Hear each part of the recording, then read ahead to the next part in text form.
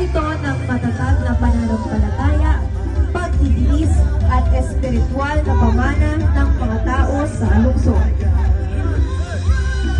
Ang mga banggas ng kasuotan ay kumakatawan sa detalyadong harapan ng katedral. Gawa sa clay at rubber na simbolo ng matibay na pundasyon ng pananampalataya. Tampok din ang maliwanag na larawan ng Batang Jesus na hango sa sentral na imahe sa tuktok ng katedral. Ang mga sinag ng liwanag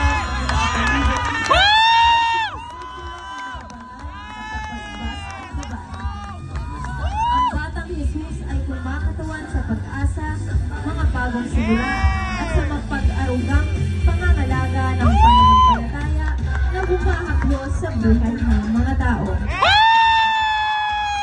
Magpupulong din na ang iba pang parte ay pinalagutian ng mga makulay na paglalarawan ng mga santo mula sa katedral. Bawat santo ay pinagtawan sa mga bertud tulad ng malasakit, debosyon at tapang na nagsisilbing gabay sa espiritual na paglalakbay ng komunidad. Ang panloob na kasuotan ay gawa sa kombinasyon ng maraming tela at kapisya. Masusing inihanda upang tularan ang tanyag na brickwork ng katedral. Ang tela ay simbolo ng matibay na lakas ng pananampalataya, habang ang kapisyels ay gumakatawan sa kalinisan at liwanag ng banal na gabay. Ang detalye nito ay naghuhugnay na eksemplo sa pundasyon ng katedral, sumasalamin sa espiritual at makasaysayang ugat ng komunidad.